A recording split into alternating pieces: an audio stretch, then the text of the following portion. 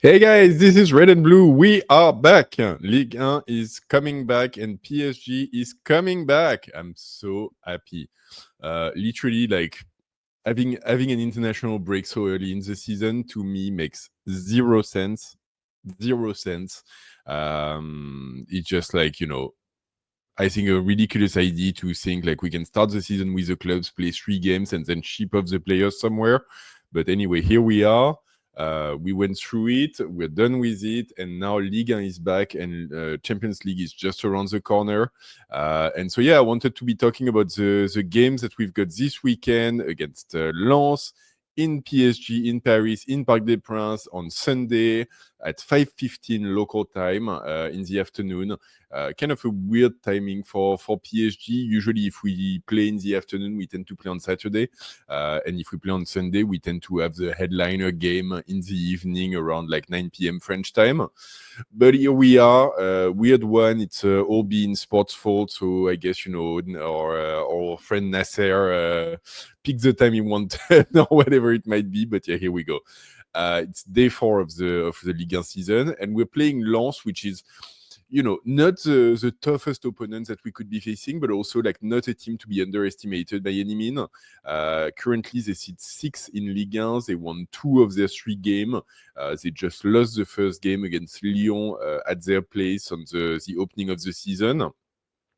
But most recently, they beat Le Havre in Le Havre, and then like they beat Brest in Lens last match, 3-1. And I've been watching a few of what they've been doing. So I'll start with that in terms of what to expect.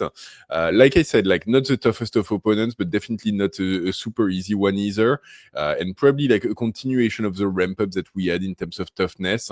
So Toulouse, I think, was better than Angers and Nantes, and I think Lens is definitely going to be better than Toulouse.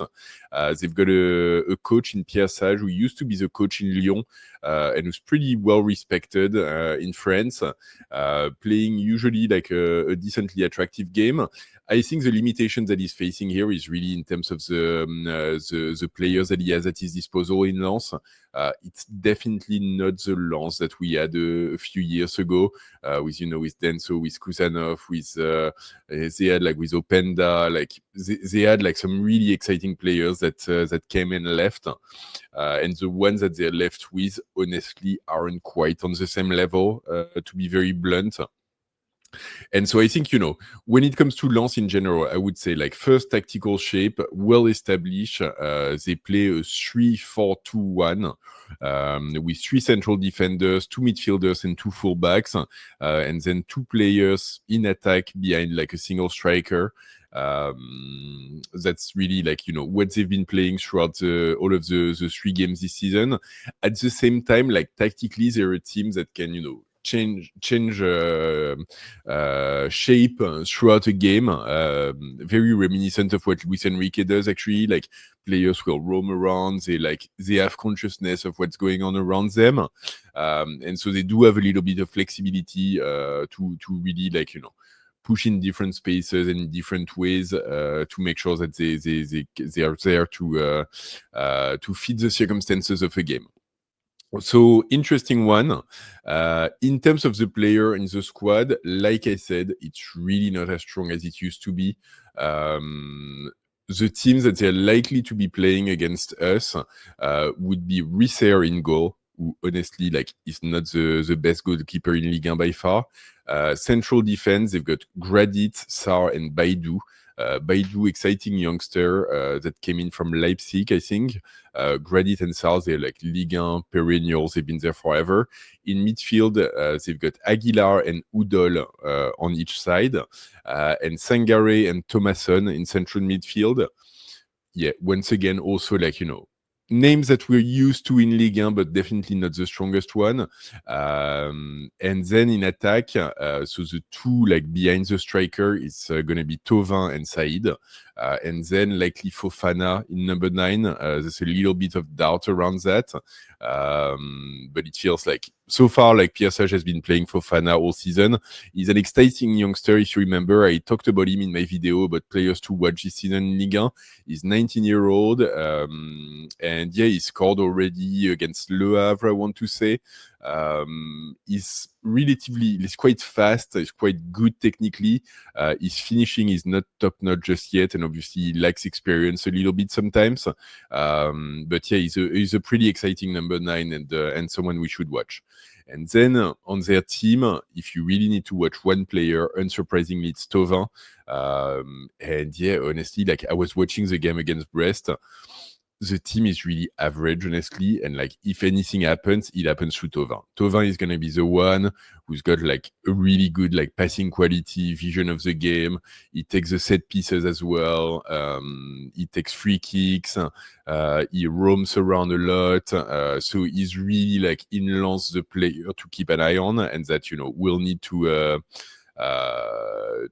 keep track of and you know, keep an eye on. I think, you know, obviously, like, he's also like not the players that he used to be a few years back. He's 32 years old now, so he's not old by any means, but he's getting on in age. But yeah, at the same time, like in terms of technical quality, there's really like no question mark. If you look at the players around him in midfield, you know, Thomasson, Sangare is quite physical. Said as well. It's you know, he's not bad player, but it's really like middle of the table kind of players. So we'll have to see, but like ultimately we should have more than enough quality to see them off, especially at home. I think the only question mark, and it's been the question mark for us in the start of the season, is that I think none of their players actually like played international football. So all of them should be available and on pretty good form. They had the full preseason as well. Versus us, you know, we're struggling with injury. We didn't have a preseason. Players are in different level of fitness. And we've got a Champions League game like middle of next week that's staring us in the face as well, and that, you know, we need to keep an eye on. So this puts us in a very, very different place in terms of team. And I think it makes it fairly hard to really imagine what starting 11 we're gonna get. I'll give you my thoughts, and like I'm gonna call out the areas of uncertainty. But yeah, like first, like Chevalier in goal, I think that's a must. In defense, honestly, there's quite a few doubts. I've seen people talk about Hernandez playing on the left, but considering he went to play with the French team injured, I don't know if like he'd be given a starting position on his comeback. At the same time, Nuno Mendes played a lot with the Portuguese national team, so I actually wouldn't be surprised to see Beraldo play on the left. And I know a lot of people hate that, but yeah, like I wouldn't be surprised at all. I think in central defense, I expect Pacho to start. Pacho is a machine, and like coming back from Ecuador, like we've seen it last season, he can just jump into a game. So wouldn't be completely surprised with that. And then like along with Pacho, I think like there's a little bit of doubt in terms of Marquinhos versus Zabarni. Typically, if it's Pacho, it should be Marquinhos. Marquinhos didn't really play the second Brazil game in full as well. But yeah, it could really be either one of them. And then like on the right of midfield, I think there's a question mark there. Hakimi technically could play because he hasn't played the second game of Morocco. So I think that's probably like something that's gonna happen. But yeah, wouldn't be entirely surprised to see Zaire Emery there as well. In midfield, also a few question marks. Mayulu is back from injury, so he's eligible to start. Ruiz, on the other end, is not back from injury, so probably not playing. And yeah, so in terms of midfield, I would expect something like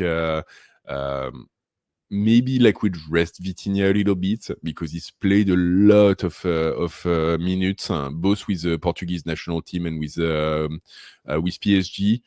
So maybe Joao Neves at the base of midfield in the number 6 position, with Zaire Emery if he doesn't play right full back in midfield, and I don't know if Mayulu is going to be fit enough to start the game. So maybe Kangin Lee could play in midfield as well, which could be interesting. So like the shape of the three might really depend on this. Because if it's Mayulu, then yeah, I definitely see like Neves as the 6, Zaire Emery on the right in front of him, and Mayulu on the left. If it's Kangin Lee, then I would imagine like Zaire Emery at the base of midfield, João Neves on the left in front of him, and Lee on the right in front of him. Probably something that's going to happen. And then in attack, I think either Lee or Barcola. But I would give the edge to Barcola because I would give the edge to Lee sliding into midfield, and then Ramos and Kvara. And that's like I said, like it's really hard to predict, so it's a tough one. And like I realize as I'm speaking, it's like there's really nothing to be sure. But if I had to bet, I would say Chevalier, Zaire Emery, Marquinhos, Pacho, Beraldo. I would say Neves, Mayulu and Lee, and I would say Barcola, Ramos, and Kvara.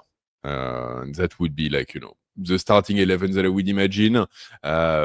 The good news as well, Luis Enrique is going to be on the bench.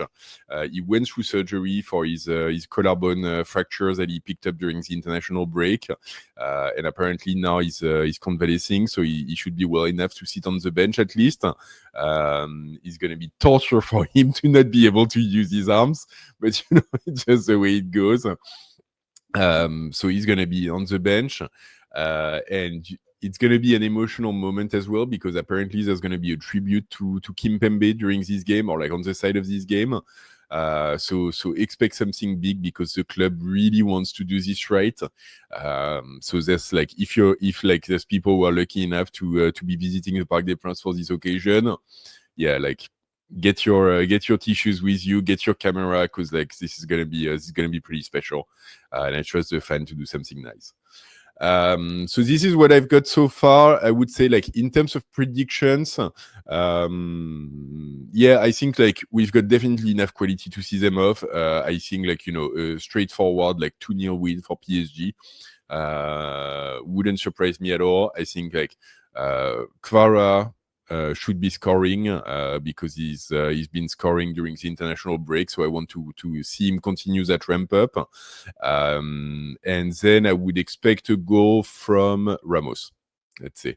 Gonzalo Ramos, getting some starting game time.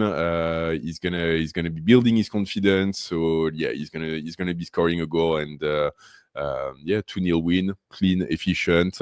Hopefully, like no injuries. Hopefully, we can like rotate a bunch of players around the 60th minute, really like manage the fitnesses of the players, and set ourselves up for the Atalanta game, which is really going to be coming at us really fast after this.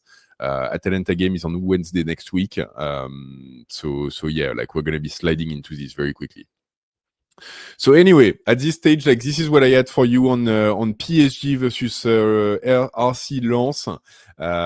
The game is on Sunday, 5:15 p.m. French time. It's gonna be a relatively good one. I think I'm like mildly excited about this one. So yeah, I'll come back with any more info ahead of the game. But in the meantime, like, please comment with your prediction on the game. Please like this video. Please subscribe to the channel. And don't forget, ici c'est Paris!